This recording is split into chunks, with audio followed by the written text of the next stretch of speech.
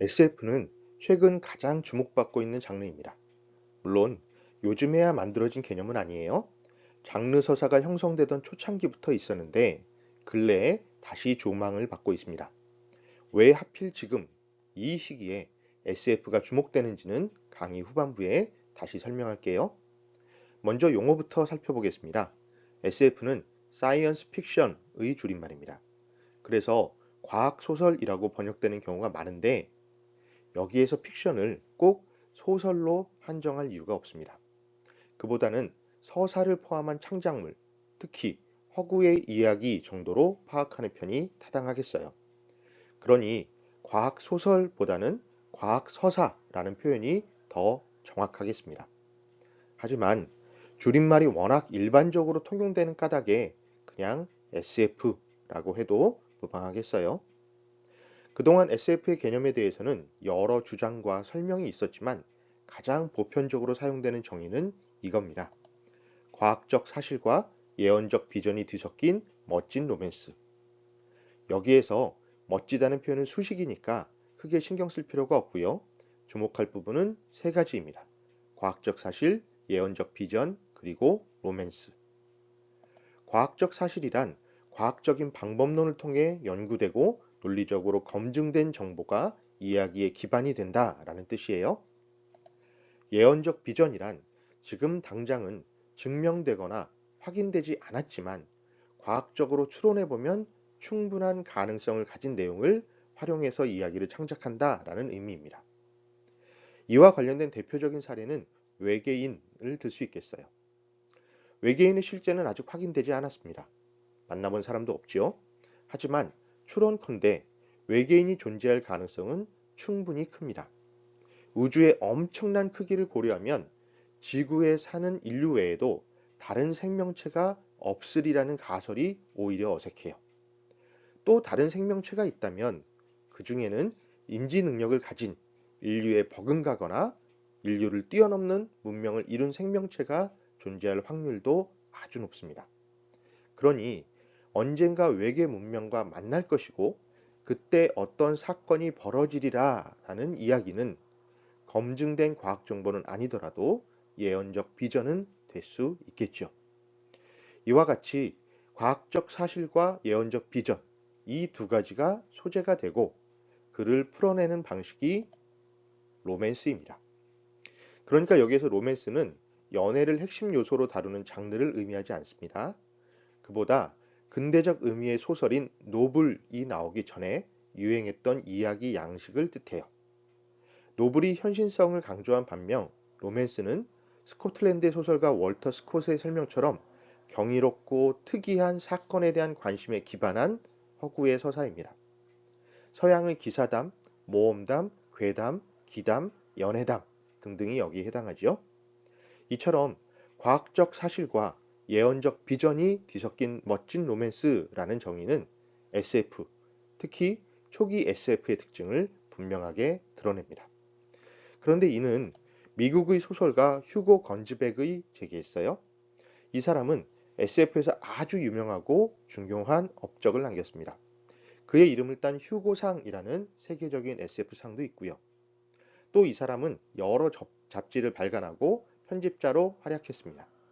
그 잡지 중에 하나인 과학과 발명에서 과학소설 특집호라는 기획을 하는데 여기에서 사이언틱 픽션이라는 개념을 처음 제기했어요. 이것이 이후 SF, 사이언스 픽션이라는 용어로 발전하게 됩니다. 이후 연구들은 대체로 이 견해를 계승합니다. 한국의 SF 연구자 고장원은 세계 과학 소설사에서 이렇게 설명해요. 과학적으로 입증되었거나 아직 입증되지는 않았지만 과학적으로 그럴듯해 보이는 근거를 디딤돌 삼아 창작한 이야기라고요. 자, 여기에서 과학적으로 입증되었거나 이 부분은 건지백의 과학적 사실과 유사하고요.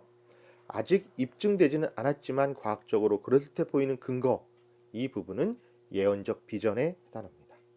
또 이를 디딤돌 삼아 창작한 이야기라는 부분은 로맨스와 비슷한 개념이에요. 다른 연구들도 대체로 비슷한 기조를 유지합니다. 임성래는 SF에서의 과학을 오늘날 과학적으로 입증된 사실로서의 과학적 지식이 아니라 과학에 의탁하여 문학적 상상력을 발휘한 것이라고 설명해요. 여기에서 과학적 상상력이라는 개념을 도출할 수 있겠습니다. 복도우는 SF는 장르 문학일 뿐만 아니라 장르 문학이기도 한 문학 장르라고 설명합니다. 이는 장르 그 자체도 중요하지만 그것을 표현하는 서사도 중요하다는 의미이기도 합니다. 이외에도 다양한 논의가 있으니 관심 있는 학생들은 다른 자료를 더 찾아보기를 권합니다. 그런데 다른 장르 서사도 그러하듯 SF 역시 본격적으로 장르가 형성되기 전부터 비슷한 면모를 가진 작품들이 있었습니다. 이를 SF 이전 단계, SF의 전사 이렇게 표현하는데 영어로는 프로토 SF라고 이야기합니다. 어떤 제품을 만들기 전에 먼저 만들어보는 시제품을 프로토타입이라고 하거든요. 그러니까 이러한 이 시제품과 같다라는 의미로 이런 용어를 만든 겁니다. 프로토 SF 중에서도 현재까지 알려진 가장 오래된 것은 플라톤의 저술입니다. 폴리테이아, 국가 혹은 국가론이라고 번역할 수 있는 제목을 가진 책인데요. 사실 이것은 픽션이 아닙니다. 플라톤이 자신의 스승 소크라테스와 문답을 주고받는 방식으로 쓴 책인데 이 안에 이상적인 국가에 대한 설명이 나와요. 중고등학교 철학 윤리 시간에 배웠던 이른바 철인 정치론이라는 것이에요. 여기에서 철인은 철인 3종 경기 할 때 그 철인은 아니고요. 철학자를 뜻합니다. 플라톤은 이상적인 국가가 되기 위해서는 철학자가 나라를 다스려야 한다라고 주장해요. 그리고 그 이유와 그러한 이상적 국가의 면모를 쭉 설명합니다. 이런 점에서 논리적인 추론을 통한 예언적 비전을 담고 있다라는 점에서 프로토 SF로 봐요. 물론 지금의 시각에서는 SF라고 하기에는 좀 어렵지만요. 또 다른 사례로 토머스 무어의 유토피아를 들기도 합니다. 널리 알려진 것처럼 유토피아는 이상향이라는 의미죠. 그런데 이 용어가 흥미롭습니다. 구성을 볼까요? 먼저 토포스라는 말이 있습니다. 장소라는 뜻이에요. 여기에 없다, 존재하지 않는다 라는 뜻을 가진 접두사를 붙였습니다. 그러니까 유토피아란 실존하는 장소가 아니라 현실에 없는 가상의 장소를 지칭하는 말입니다. 요즘의 장르서사 표현으로 바꾸자면 일종의 세계 설정이 되는 셈인데 이런 설정을 논리적으로 설명해요. 이처럼 프로토 SF들은 과학적 추론을 했을 뿐 근대 이후의 자연과학, 사회과학처럼 실증을 진행하지는 않습니다. 그래서 본격적인 SF라고 보기는 어렵고 SF 이전에 SF적인 면모를 보여준 작품들이라는 정도로 설명할 수 있겠습니다. 연구자에 따라서는 이를 사변적 픽션이라고 구분하기도 합니다. 근대 이후 드디어 SF가 등장합니다. 본격적으로 과학 정보에 기반을 둔 상상력을 발휘하는 작품들이 발표되기 시작한 것이죠. 이제 본격적으로 SF 장르가 만들어지는 겁니다. 그 시작에 대해서는 여러 견해들이 있지만 대체로 메리 셸리의 프랑켄슈타인을 SF의 첫 작품으로 인정합니다. 널리 알려진 소설이죠. 그런데 이 작품을 읽지 않은 사람들은 프랑켄슈타인을 이런 모습의 괴물이라고 착각하는 경우가 많습니다. 사실 프랑켄슈타인은 괴물이 아니라 이를 만들어낸 박사의 이름이에요. 소설 안에서 프랑켄슈타인 박사가 만든 괴물에는 이름이 없습니다. 이름조차 없는 괴물이죠. 다소 기괴한 모습과 분위기를 가지고 있어서 일부 연구자들은 이 작품을 SF보다는 공포 혹은 고딕 소설에 가깝다라고 설명하기도 합니다. 하지만 어찌되었든 여기 등장하는 인물이 마법이나 주술로 새로운 생명을 만드는 게 아니고요. 다소 허황하지만 의학, 해부학, 생물학적 지식을 가지고 새로운 생명체를 만들어냈다라는 점에 주목해야 해요. 이처럼 근대 과학을 활용한 상상력을 최초로 발휘한 작품이란 점에서 프랑켄슈타인을 SF 장르 서사의 첫 머리에 두는 겁니다. 이 작품의 부제에도 주목할 필요가 있습니다. 모던 프로메테우스. 이 부제를 본 제목으로 활용한 뮤지컬도 나왔었죠. 원작 소설은 괴물의 생김새에 대한 자세한 묘사는 없습니다. 다만 프랑켄슈타인 박사가 만든 괴물이 물가에 비친 자기 모습을 보고는 소스라치게 놀라요. 너무 못생기고 기괴해서. 자기 모습에 경멸을 느껴서 사람들을 피해 다닙니다. 사실 이 괴물은 폭력적이지도 공격적이지도 않아요. 오히려 사람을 피해 도망 다닙니다. 도망치고 도망쳐서 끝내 북극해로까지 도망치다 마침내 사라져버리죠. 그런데 이 괴물의 모습이 이렇게 알려진 것은 1931년에 만들어진 영화 때문입니다. 거기에서 제시된 이러한 이미지가 사람들에게 각인된 것이죠. 자, 이제 SF의 핵심 요소인 과학적 상상력에 대해서 알아보겠습니다.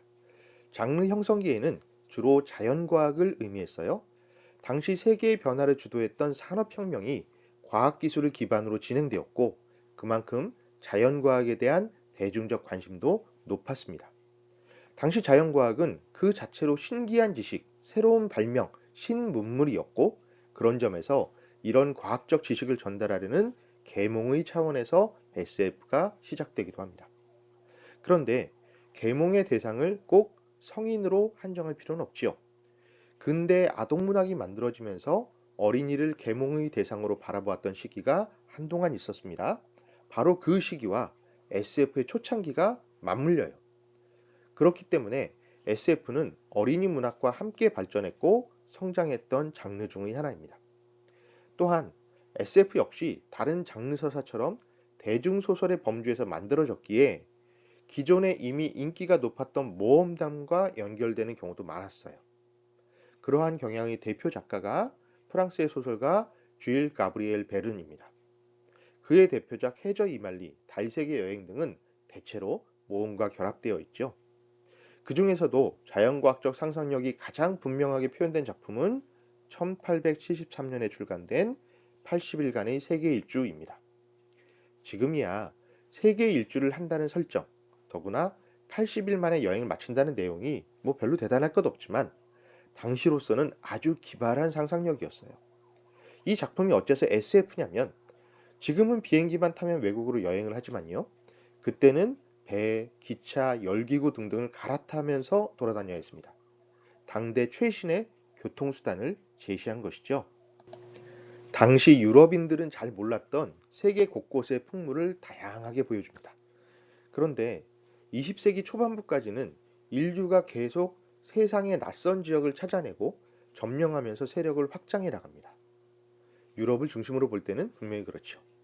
그런 점에서 보면 당시 서양 사람들이 몰랐던 새로운 세계를 여행하고 낯선 풍속을 소개하는 일은 자연과학의 위력을 계몽하는 일이자 흥미진진한 모험이기도 했습니다. 계몽을 강조한 다른 작품들을 알아볼게요. 사실 SF는 한국에 일찍부터 도입됐습니다. 바로 창작이 이루어진 것은 아니고 외국 작품을 소개하는 일이 먼저 이루어졌어요. 하지만 원작을 그대로 번역하면 낯선 지명이나 이름이 너무 많기 때문에 독자들이 잘 알아듣지 못해요. 외국에 대한 지식이 아직 충분하게 확산되지 못한 까닭입니다. 그래서 사람 이름, 지역명 등을 한국식으로 바꾼 번역이 아닌 번안 소설이 나오게 되었습니다.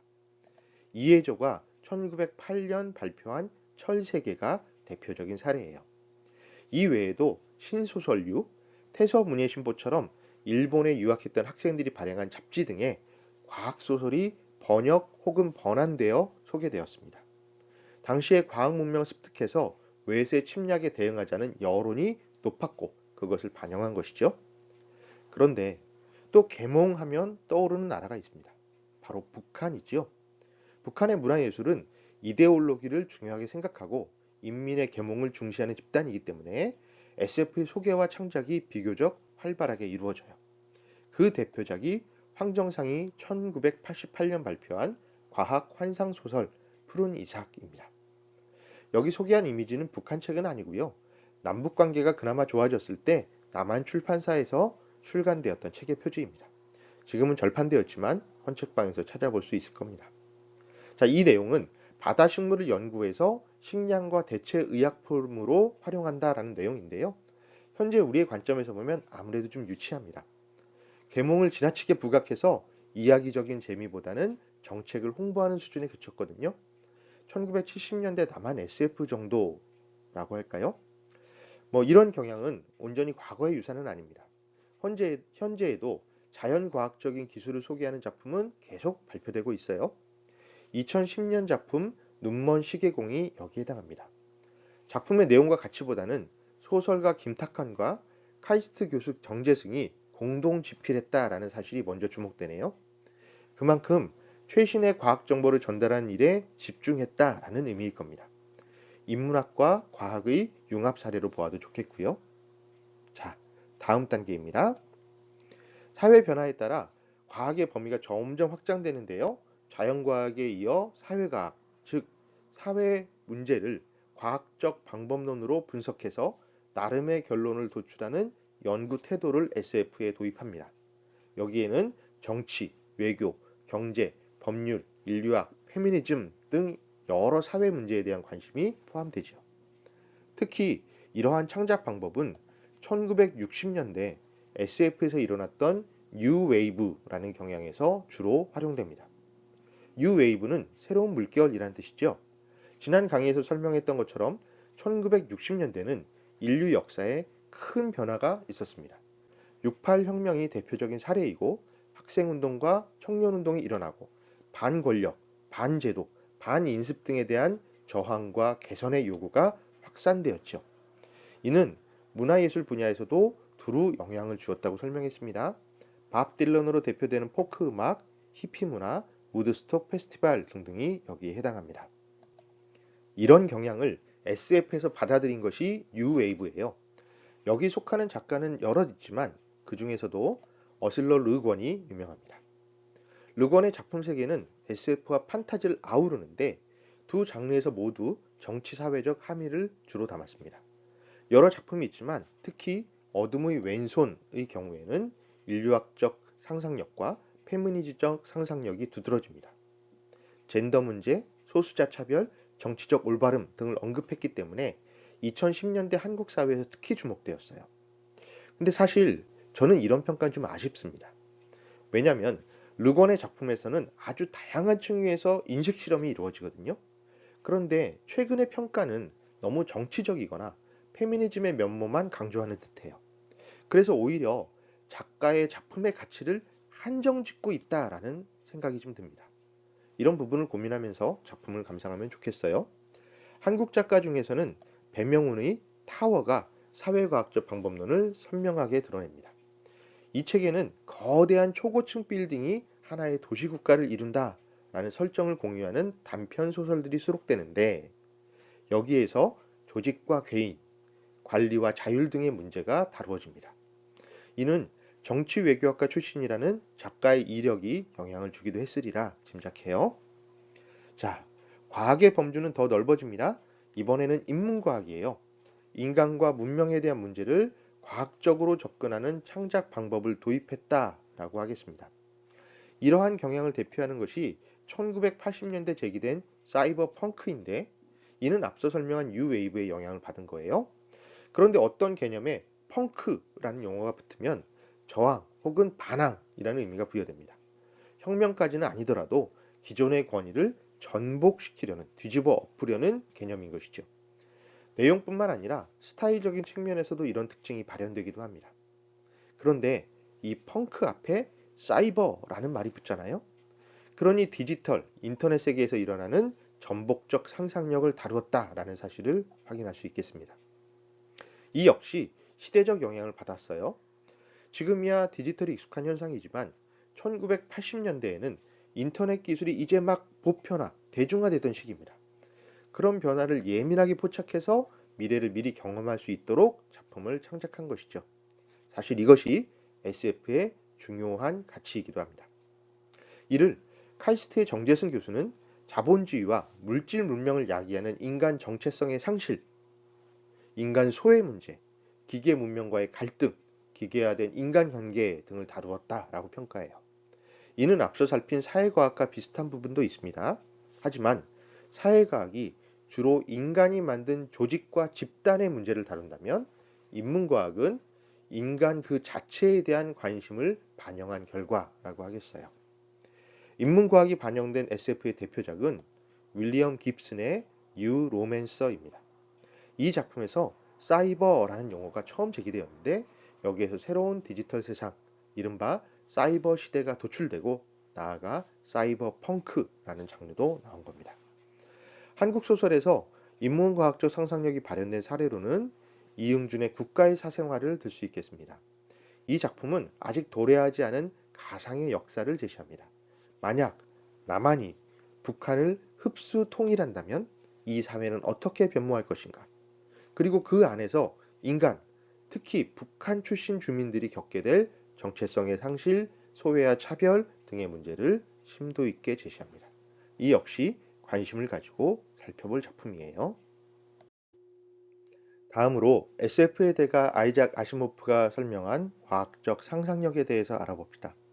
그는 앞서 살펴본 SF의 변화를 주안점이 과학에서 세계로, 기계장치에서 인간으로 전환되었다라고 설명해요. 아시모프는 로버트 하인라인, 아서 클라크 등과 함께 이른바 SF의 빅 3라고 불릴 정도로 다양하고도 혁신적인 활동을 전개한 작가인데요. 사실 아시모프의 작품들이 아주 재밌다고 할 수는 없어요. 하지만 다른 이들이 미처 생각하지 못한 개념을 선구적으로 제시했다는 점에서 역사적 가치를 가집니다. 특히 아이로봇 같은 작품을 통해서 로봇 공학의 3원칙을 제시하기도 했는데요. 이는 물론 SF 소설에 적용된 상상의 규칙입니다. 그런데 이것의 논리적 타당성이 높고 워낙 유명해지면서 지금 이루어지고 있는 실제 로봇 공학에서도 적용되고 있습니다. 작품도 작품이지만 여기에 적용되는 과학적 상상력의 측면에서도 대가는 역시 대가입니다. SF에 관심이 있다면 아시모프의 대표작들은 꼭 읽어보기를 권해요. 이와 비슷한 견해를 더 살펴보겠습니다. 고장원의 SF의 법칙에 제시된 것인데요.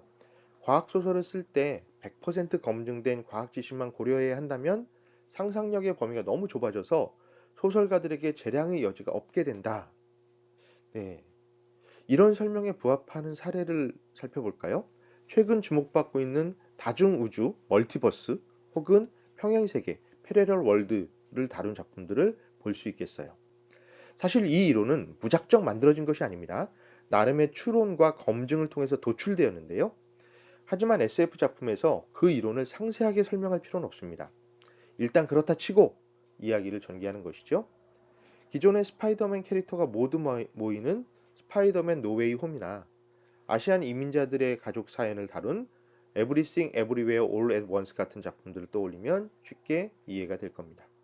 자, 요약하자면 이렇습니다. SF는 과학적 상상력에서 출발했지만 그 자체보다 그것을 어떻게 풀어내는지가 더 중요하다라는 뜻입니다. 그래서 허구의 문학, 즉 픽션이라는 점을 강조해요. 작가의 재량, 그러니까 스토리텔링 역량이 중요하다라는 주장입니다. 저도 여기에 동의해요. 그리고 이것이 현재 우리의 SF 작가들에게 가장 필요한 역량이 아닌가 생각합니다. 이번에는 장르 서사의 중요한 개념인 세계관에 대해서 알아볼게요. 다른 장르들도 그렇지만 특히 SF, 그리고 다음에 살펴볼 판타지에서 중요한 역할을 수행합니다.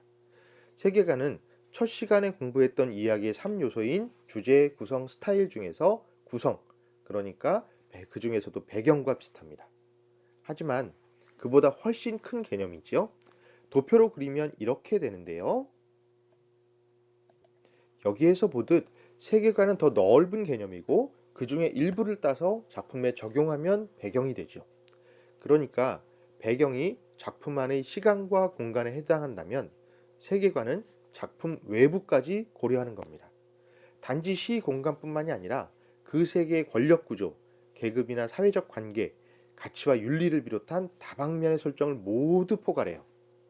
그런데 사실 세계관의 역할이 가장 강조되었던 장르는 다음에 다룰 판타지입니다. 그 장르를 정립한 톨킨이 쓴 반지의 제왕은 작가가 설정했던 가상의 공간 가운데 땅에서 벌어진 일들을 다루기 때문에 그렇거든요. SF도 이와 유사합니다. 세계관을 어떻게 설정하는지에 따라 작품의 전반적인 창작 방법이 결정됩니다. 전통적인 이야기 창작에서도 세계관이라는 용어를 사용했어요. 그런데 이 경우에는 세상을 바라보는 관점이라는 의미였습니다. 사실 용어 자체는 그 편이 더 맞습니다. 볼 관자를 쓰니까요. 또 그만큼 현실을 기반으로 한 작품, 그러니까 가상세계를 설정하고 그를 별도로 설명할 필요가 없는 작품들을 주로 창작해 왔다라는 의미가 될 수도 있겠죠. 그런데 이제 문화 콘텐츠 창작이 활발하게 이루어지면서 단순히 관점만으로는 설명할 수 없는 부분들이 늘어나게 됩니다. 그래서 작가의 의도를 반영하는 새로운 세상을 만들어내는 차원으로 영역이 넓어져요. 메이킹 유니버스 혹은 빌딩 월드 정도의 개념으로 세계관을 이해할 수 있겠습니다. 사례를 살피면 이 변화를 이해하기 쉽겠어요. 먼저 마블 유니버스를 들 수 있겠습니다. 사실 마블은 경쟁자인 DC 시리즈에 비해서 인기가 없었지요. 그런데 영화로 만들어지면서 훌쩍 경쟁자를 뛰어넘었습니다. 이러한 변화의 이유가 다양하지만 무엇보다 캐릭터들 간의 관계를 중시했기 때문이에요. 마블 유니버스에는 다양한 슈퍼히어로 캐릭터들이 등장합니다. 아이언맨, 캡틴 아메리카, 토르, 헐크 등등등등. 이들은 제각기 나름의 사연을 가지고 있어요. 그래서 아이언맨은 아이언맨의 배경을 가지고 이야기를 만들고 토르는 토르의 배경을 가지고 이야기를 만듭니다. 이것은 별다를 것 없지요. 그런데 이들이 서로 관계를 맺으면서 설정이 복잡해집니다. 각자 사연을 가진 캐릭터가 관계를 형성하려면 공통된 세계 혹은 우주가 마련되어 있어야 하거든요. 이것이 세계관 설정입니다. 마블 영화들 중에서 특히 인기가 높은 것이 어벤져스 시리즈죠. 여러 슈퍼히어로가 함께 등장하는 일종의 종합 선물 세트. 이런 작품을 나올 수 있는 근거가 뭘까요? 맞습니다. 세계관이에요. 이런 방법은 마블 유니버스 이전에도 스타워즈, 터미네이터 시리즈에서 이미 활용되었습니다. 세계관을 만들고 그 중에서 일부를 따서 각각의 작품을 만들고 후속작을 만들면서 작품의 여러 요소들을 서로 연결시켰어요. 이 작품들을 유심히 다시 관람하기를 권합니다. 그래서 세계관은 이런 식으로 설명되기도 해요. 과학소설의 주인공은 등장인물이 아니라 그를 둘러싼 독창적인 세계다. 장르 서사를 창작하려는 사람들은 이 말을 꼭 기억하시길 바랍니다. 자, 그러면 각 장르들의 세계관의 특징을 살펴봅시다.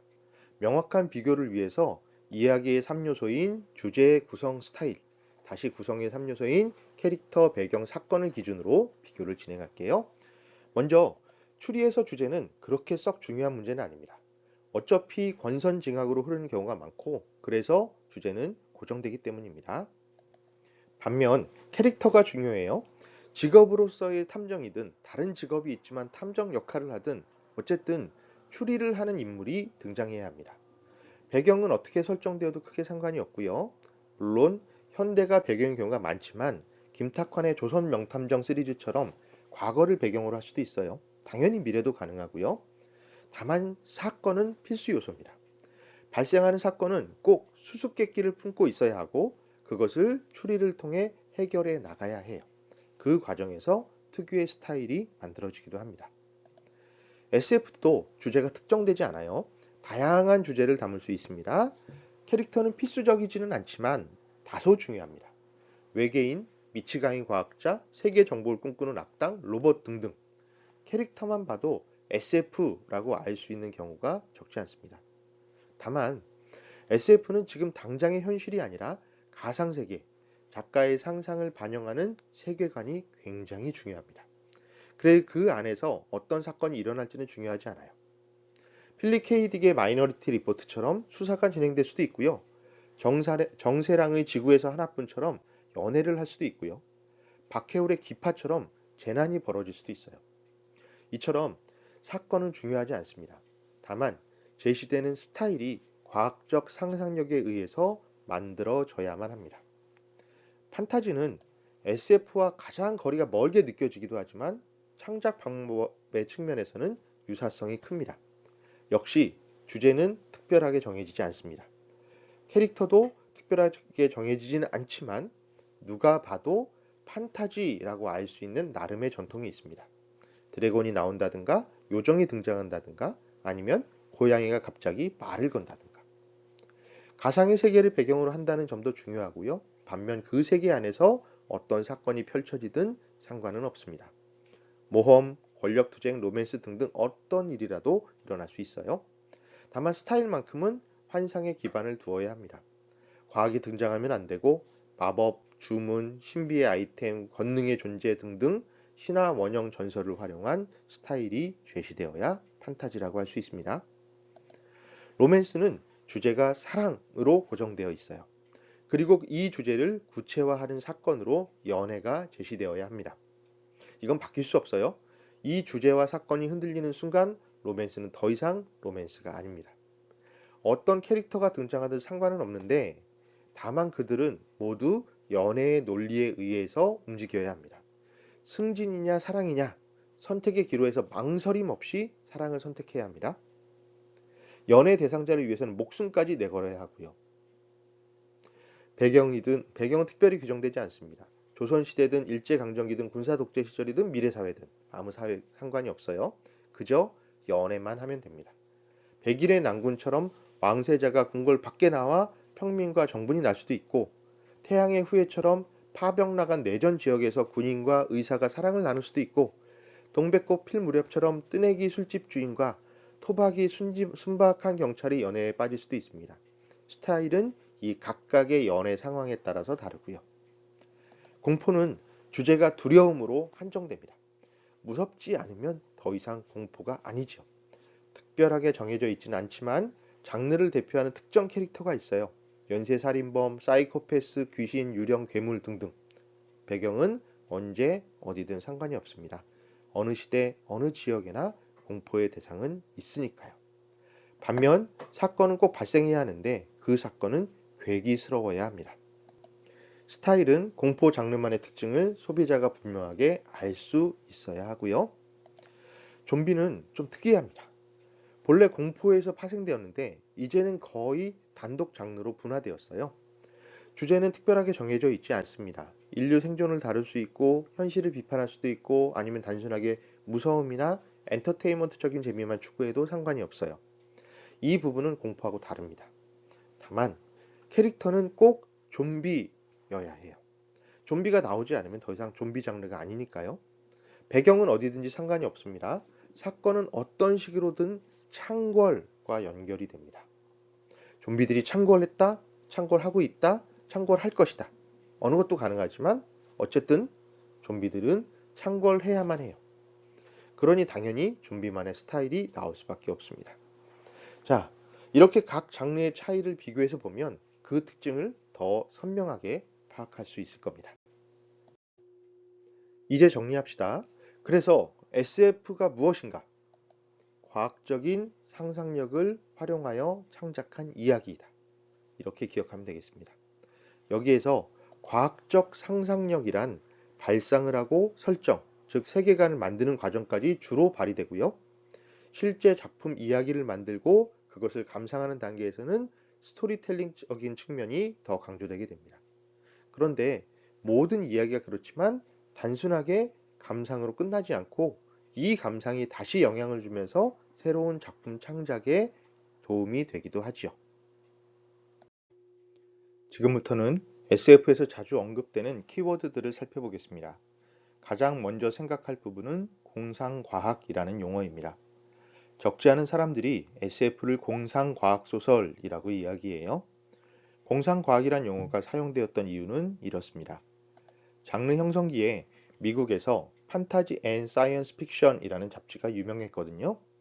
여기에서 판타지는 장르를 뜻하는데 이걸 그냥 공상이라고 번역한 것이 관습화된 것입니다. 장르의 발전 과정은 대체로 이래요. 먼저 유럽에서 장르가 만들어집니다. 그것이 대서양을 건너가서 미국으로가 대중화되었어요. 시대에 따라 다르지만 SF가 형성된 시기는 20세기 초반이니 그 대중화 작업은 대부분 잡지를 통해 이루어졌습니다. 수준이 높고 격조 있는 잡지는 아니었어요. 흔히 펄프 픽션이라고 부르는 싸구려 잡지가 그 역할을 담당합니다. 이 잡지들은 대량으로 마구 제작되면서 아무 작품이나 마구잡이로 수록해요. 그런데 희한하게도 양이 많으면 질이 자연스럽게 좋아지기 마련입니다. 다양한 작가들이 참여해서 여러 수준의 작품을 발표하는데 그 과정이 반복되면서 어설픈 작품은 도태되어 버리고 점차 수록 작품들의 수준이 높아지는 겁니다. 그래서 현재 SF를 만드는 토대가 되었지요. 그런데 이렇게 펄프 픽션, 대중 잡지였기 때문에 전문성도 다소 부족했습니다. 아직 초창기라 한 가지 장르만 다루어서는 수익을 내기도 어려웠고요. 그래서 판타지와 SF를 함께 다루었습니다. 이 표지를 보면 용과 싸우는 판타지와 우주 정거장이 각각 나오잖아요. 이 잡지가 일본에 번역 소개될 때 일본에서 판타지를 공상으로, 다음에 엔드는 빼고 사이언스는 과학으로, 픽션은 소설로 번역한 겁니다. 그래서 만들어진 명칭이 공상, 과학, 소설. 이것이 한국에 그대로 수입되어 굳어진 것이죠. 그런데 이 쓰임은 올바르지 않습니다. 장르가 발전하면서 판타지와 SF가 구분되기도 했지만 무엇보다 공상은 말 그대로 특별한 근거가 없는 상상이기 때문이에요. 그런데 과학소설은 아까 설명했던 것처럼 과학적 상상력을 토대로 진행되는 상상입니다. 물론 최근에는 SF가 허구의 이야기라는 점에 착안하여 공상에 대한 부정적 혐의를 벗기고 공상의 긍정적 의미를 되찾아야 한다라는 주장도 제기되고 있어요. 경청할 부분이 있지만 저는 이런 인식에 동의하지 않습니다. 공상과 과학의 상상력은 엄연히 다르죠. SF에서 사용하는 과학적 상상력은 두 가지 기능을 수행합니다. 인지적 낯설음을 경험하게 만들어요. 그리고 이를 통해 새로운 인식을 만드는데 이것을 흔히 노붐이라고 합니다. SF 연구자 다르코 수비는 노붐을 총체적 영향력을 미치는 새로움이라고 규정하기도 했어요. 그러니까 이것은 막연한 공상과 확연하게 다른 거죠. 작가가 분명한 의도를 가지고 진행하는 일종의 사고 실험입니다. 그 과정에서 황당한 결과가 나오기도 하고 재미가 만들어지기도 하지만 그 자체가 목적은 아닙니다. 그보다 노붐을 만들어내는 것이 목적이라고 보는 편이 타당하겠습니다. 이처럼 과학적 상상력과 공상은 서로 충돌하는 개념이에요. 그러니 둘을 같이 사용하지 않는 편이 좋겠습니다. 그럼 뭐라고 해야 하느냐? 과학소설 또는 그냥 SF라고 하면 됩니다. SF 이론서를 읽다 보면 이 용어가 자주 나옵니다. 외사법. 말이 어렵지요. 바깥 외 삽입하다 할 때의 삽, 법칙의 법을 사용하는데 무슨 뜻인지 바로 와닿지 않습니다. 좀 더 쉬운 말로 바꾸면 좋겠어요. 제가 항상 비판하는 부분인데 한국 사회에서 수학을 포기하고 과학을 포기한 학생들이 많은 이유 중 하나가 용어가 너무 어렵고 낡았기 때문이 아닐까 생각합니다. 그러니 이런 용어들부터 쉽게 바꾸면 좋겠습니다. 아무튼 외삽을 익숙한 말로 바꾸면 예측, 추정, 유추 정도가 가능하겠어요?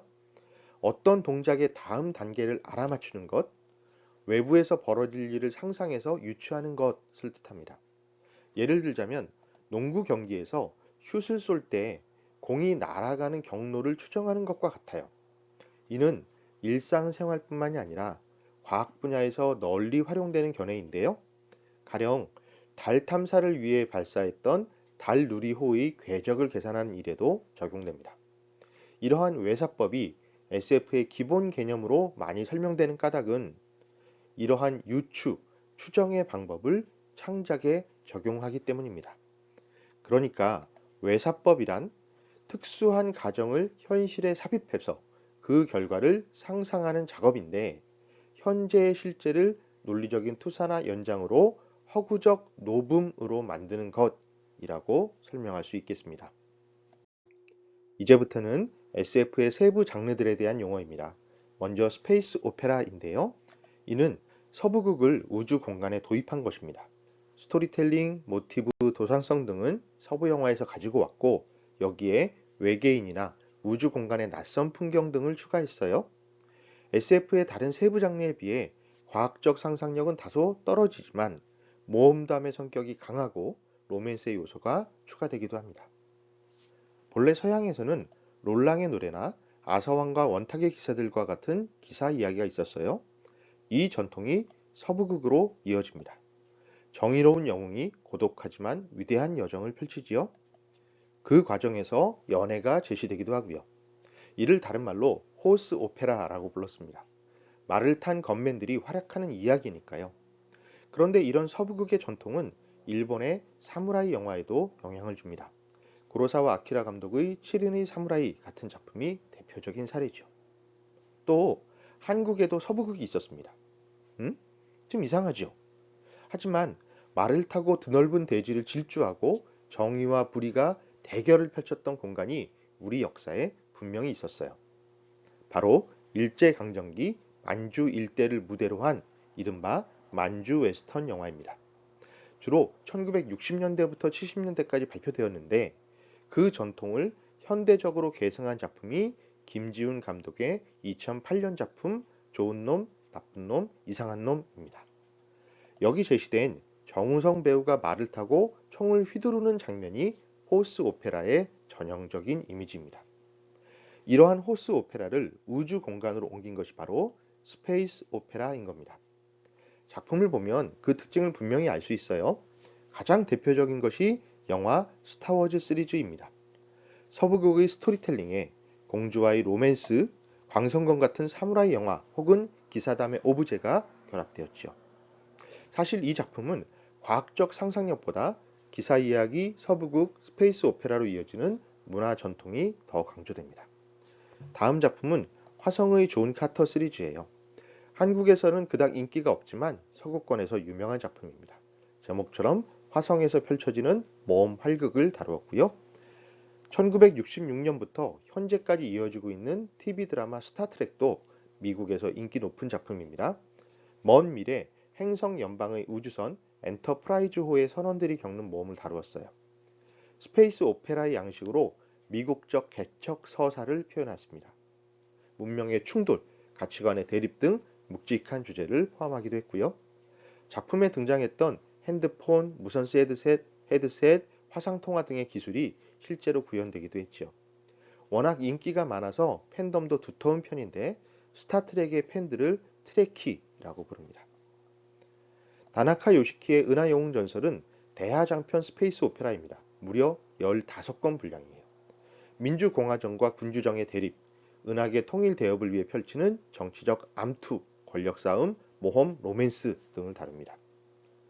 와타나베 시니치로 감독의 애니메이션 카우보이 비밥도 유명한 스페이스 오페라 작품이죠. 이 작품은 서부극 카우보이를 표방하지만 그와 함께 홍콩 르와르의 느낌이 많이 적용되어 있어요. 일종의 퓨전적인 작품입니다. 자, 이처럼 스페이스 오페라는 과학적 설명은 다소 빈약하지만 우주 공간을 배경으로 SF적 분위기를 풍기는 작품을 뜻해요. 엄격한 팬들은 스페이스 오페라는 SF가 아니라 라고 배척하기도 하지만 넓은 범주에서 SF의 한 분야로 인정받고 있습니다. 다음은 펑크 시리즈입니다. 앞서 사이버 펑크를 설명했죠. 펑크라는 용어는 저항, 전복, 반권위 의식을 뜻한다고도 했고, 그런데 특별하게 1980년대 이제 막 사이버 세상이 열릴 무렵에 사이버 펑크가 먼저 제시됩니다. 시작은 미국에서 이루어져요. 리들리 스콧 감독의 1982년 영화 블레이드 러너, 윌리엄 깁슨이 1984년에 출간한 소설 뉴 로맨서 등이 초창기 대표작입니다. 그러다 1980년대 후반부터는 일본에서 사이버 펑크 경향이 활발하게 나타납니다. 대표적인 작품이 오토모 카츠히로가 1982년부터 90년까지 연재한 만화 아키라인데 1988년 원작자가 직접 자신의 작품으로 애니메이션을 만들어요. 이 작품이 전 세계적으로 인기를 끕니다. 가까운 미래 도쿄 올림픽이 실패하고 일본은 폐허가 되어버립니다. 이런 세기말적 분위기를 강하게 드러내는데 이것이 시대 상황과 연결되면서 주목을 받게 되었죠. 오시이 마모루 감독이 1985년에 발표한 애니메이션 공각기동대도 사이버펑크의 대표작으로 평가됩니다. 뇌를 제외한 나머지 신체의 부분을 기계로 바꾼 특수 요원이 범죄자를 추적합니다. 활동 무대는 사이버 네트워크. 뒤통수에 케이블을 꽂고 사이버 공간에 접속해서 활약합니다. 이 작품은 몸마저 기계로 바꾸는 세상에서 인간의 정체성은 과연 무엇인가? 라는 문제에 천착하는데 이는 최근 유행하고 있는 포스트 휴먼 논의와도 상통합니다. 그만큼 디지털 공간에서 일어날 수 있는 여러 문제들에 대한 예언적 비전을 제시했다는 점에서 인정받고 있습니다. 이러한 사이버 펑크가 1980년대부터 90년대까지 인기를 끕니다. 그러자 또 다른 펑크가 등장하는데요. 바로 1980년대 중반부터 제기된 스팀 펑크예요. 산업화 이후 석탄을 연료로 했던 증기기관이 석유를 연료로 삼는 디젤, 전기, 원자력, 대체 에너지 등으로 발전해 나가는데 이런 과정을 거치지 않고 산업화 시대의 증기기관이 쇠퇴하지 않고 계속 발전했다면 어땠을까? 라는 상상력이 중심이 되기 때문에 스팀펑크라는 이름이 붙었습니다. 대체 역사와 SF의 융합이라고 할 수 있겠네요. 사실 사이버펑크에 비해서는 많은 작품이 발표되지 않았어요. 하지만 비주얼적 파급력이 높았습니다. 발명되었을 가능성이 있는 이른바 레트로 퓨처라는 오브제가 관심을 모았기 때문이에요. 2001년 발표되었던 필립 리브의 소설 모터 엔진을 대표적인 작품인데요. 증기기관을 원동력으로 바퀴가 달린 도시들이 이동하면서 서로 전쟁을 벌인다라는 설정을 제시했습니다. 2018년 크리스찬 리버스 감독이 영화로 제작하기도 했죠. 제작사 레벨5가 발표했던 닌텐도 게임 레이튼 교수 시리즈 중에서도 초창기 작품들이 스팀펑크 스타일을 제시합니다. 아무래도 유저가 직접 세계관을 체험할 수 있는 게임이 몰입도가 높은 편이죠. 또 완벽하게 스팀펑크라고 보기는 어렵지만 미야자키 하야오 감독이 2004년 발표했던 애니메이션 하울의 움직이는 성에 나오는 성도 스팀펑크적 요소입니다. 증기기관, 불에 의해서 움직이기 때문이에요. 자, 이외에도 석유를 연료로 한 기술이 중심이 되는 디젤 펑크, 인간과 기계가 결합하는 바이오 펑크, 리버 펑크 등등이 제시되기도 했습니다. SF 작품 중에는 종말에 대한 이야기도 많습니다. 이를 디스토피아라고 하지요. 디스토피아는 유토피아의 반대말입니다. 이 세 작품이 유명한데요. 첫 작품은 구소련의 에브게니 자마친이 2027년에 발표한 소설 우리들입니다. 가상의 통제 사회를 다뤘어요. 다음은 올더스 헉슬리가 1932년 발표한 멋진 신세계입니다. 소비와 향락으로 사람을 통제하는 세계를 그렸지요. 다음이 조지 오웰의 1949년 작품 1984인데 철저한 감시사회, 빅브라더가 인간의 모든 생활을 통제하는 사회를 제시했습니다. 이 세 작품을 디스토피아 SF의 빅3라고 합니다. 이런 디스토피아적 상상력을 더 극단까지 끌고 가면 포스트 아포칼립스, 즉 멸망 이후의 세계를 다루는 작품들이 등장합니다. 대표적인 작품이 영화 매드맥스 시리즈인데요. 세계가 핵 전쟁으로 폐허가 되어서 에너지를 쓸 수 없는 상황이 되죠. 그러자 연료를 얻기 위해서 서로 살육을 저지르는 아주 잔혹한 세계를 그립니다. 특히 1981년 개봉한 매드맥스 시리즈 2편이 큰 인기를 얻으면서 포스트 아포칼립스 세계관의 전형을 제시했다라는 평가를 받아요.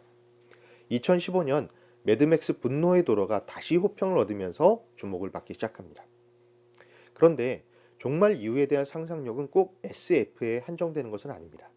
리처드 메이슨이 1954년 발표한 소설 나는 전설이다는 공포 장르입니다. 이를 좀비 장르의 첫 작품으로 보기도 하는데 이것은 정확한 표현은 아닙니다. 등장하는 괴물이 좀비보다 뱀파이어에 가깝거든요. 어쨌든 폐허 이후의 상황을 설명했고 그것을 토대로 뱀파이어든 좀비든 SF든 장르 서사가 확산할 수 있는 계기가 마련했다라는 점에서 주목을 받습니다. 다른 작품으로는 미야자키 하야오가 1984년 발표한 애니메이션 바람계곡의 나우시카도 있어요. 이 작품은 핵전쟁으로 인류가 멸망했지만 그래도 공동체를 지키면서 자연과 공존하며 살아가는 바람계곡과 과학 문명의 힘으로 다른 집단을 지배하려는 세력이 서로 대결하는 내용입니다. 그 과정에서 인류를 구원하는 소녀 나우시카의 활약이 제시되죠. 이러한 특징이 1980년대 이후 일본의 SF에 큰 영향을 줍니다. 이와 유사한 만화, 애니메이션, 게임 등이 만들어졌고요. 그리고 1990년대 후반 미국과 유럽의 지브리 스튜디오의 애니메이션이 소개되면서 다시 전 세계적으로 영향을 주게 됩니다. 디스토피아는 SF 초창기부터 창작됩니다.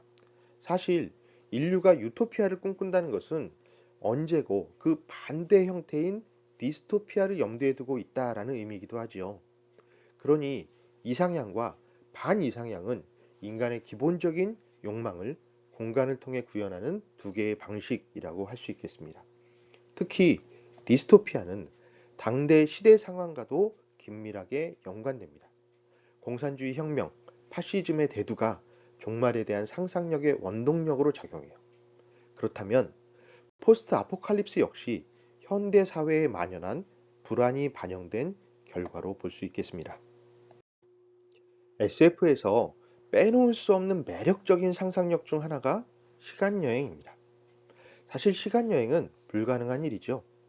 그런데 이 불가능한 일을 SF에 적용시킬 수 있는 까닭은 기계 장치를 통해서 빛보다 빠른 가상의 입자, 타키온을 인위적으로 고조시키면 시간을 조정할 수도 있다라는 가설 때문이에요.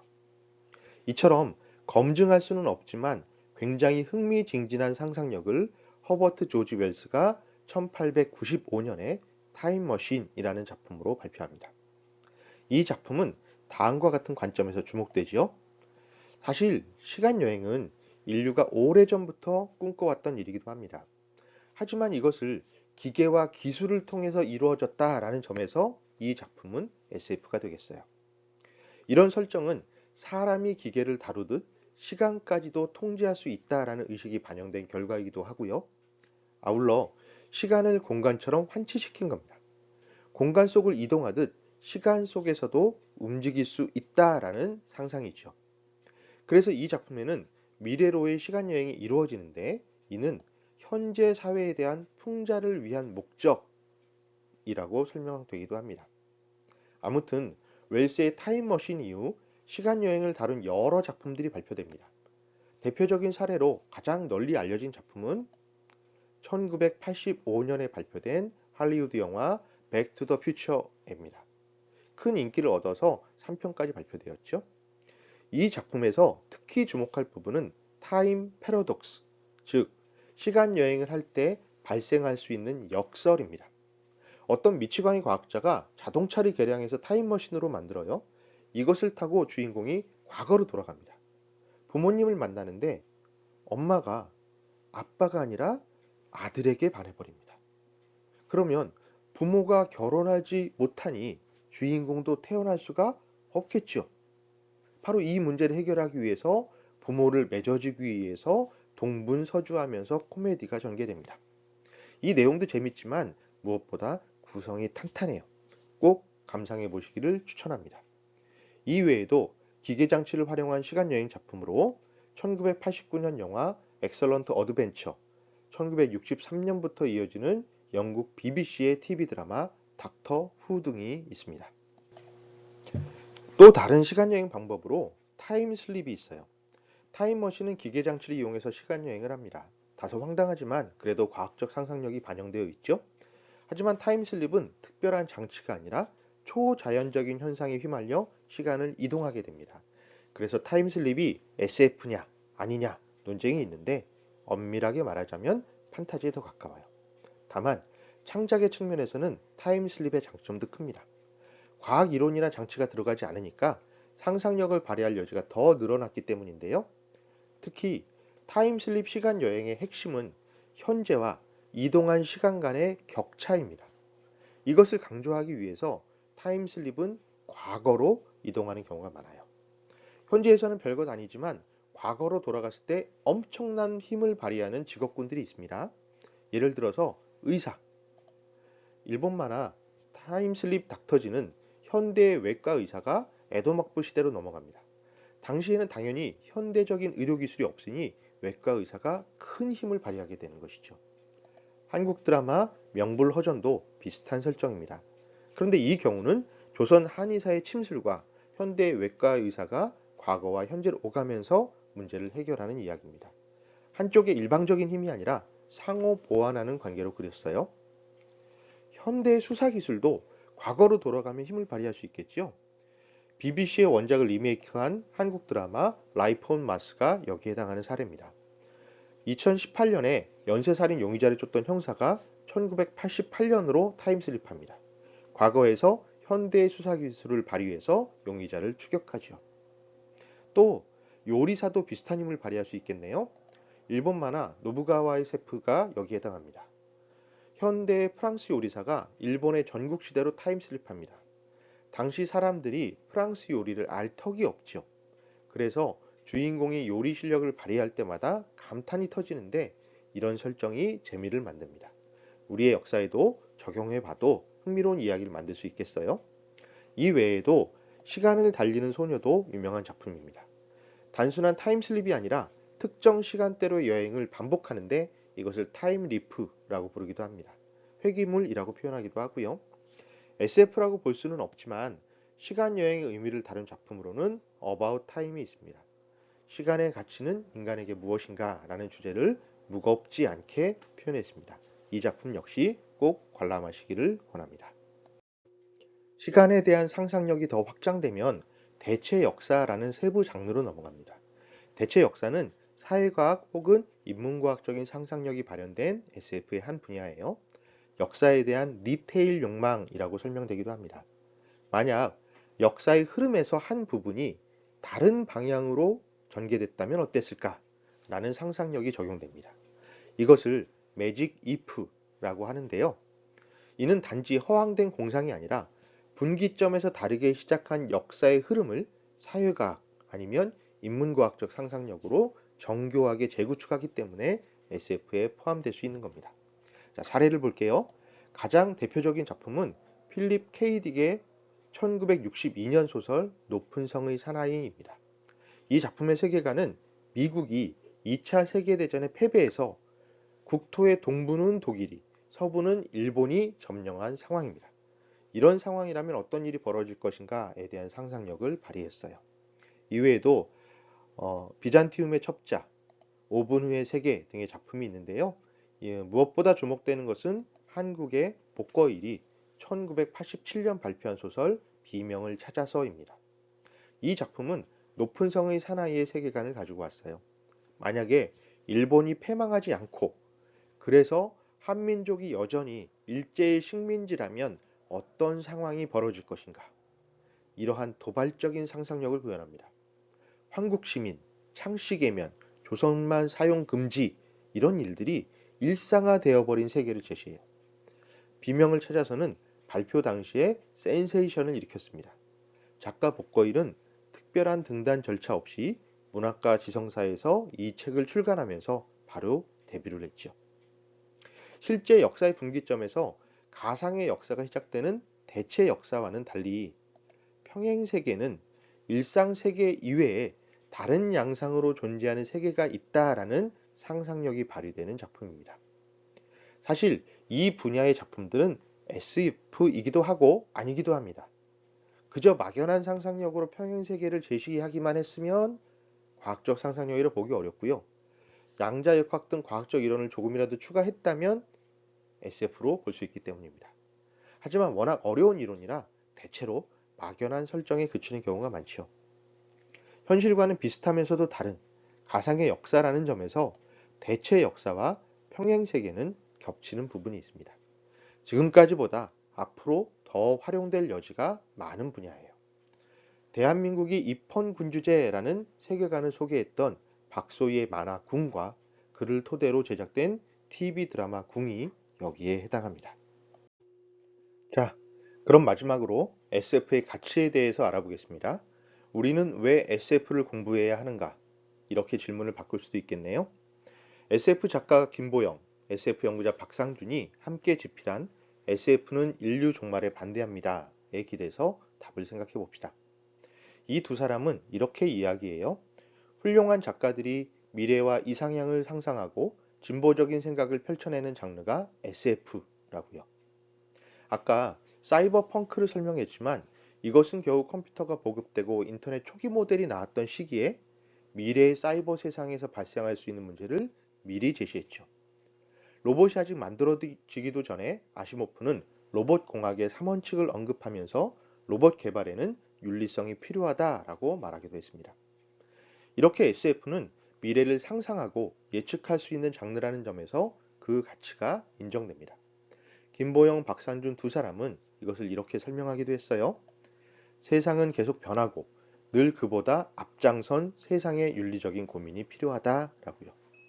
저는 여기에 몇 가지 의견을 추가하고 싶습니다. 먼저 SF는 픽션의 개념을 확장합니다. 일종의 스토리뱅크의 역할을 할 수 있죠. 픽션의 개념이 넓어지면 뭐가 좋은가? 작가들이 더 다채로운 상상력을 표현할 수 있고 이야기가 다양해지는 만큼 독자들의 감상의 폭도 풍성해지겠죠. 그를 통해서 우리는 세상을 보는 더 넓은 시야를 얻을 수 있는 겁니다. 특히 SF와 판타지는 인간이 아닌 캐릭터들이 등장하는 경우가 많기 때문에 지금까지의 인간 중심의 시각에서 벗어날 수 있는 기능을 기대할 수도 있겠어요. 조르주 멜리에스 감독은 무려 1902년에 달세계 여행이라는 영화를 만듭니다. 이 작품이 나오면서 영화는 이전처럼 사실, 현실을 기록하는 도구에서 벗어나 인간의 상상력을 현실이 아닌 것들을 표현할 수 있게 됩니다. 이처럼 SF를 통해 다양성을 확보하는 일이 가능한 것이죠. 또 SF는 경계를 유연하게 만듭니다. SF는 본질적으로 융합의 서사예요.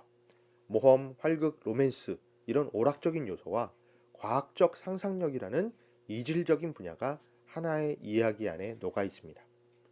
그렇기 때문에 지금 융합의 시대에 SF라는 장르가 더 필요하다고 설명할 수 있겠어요.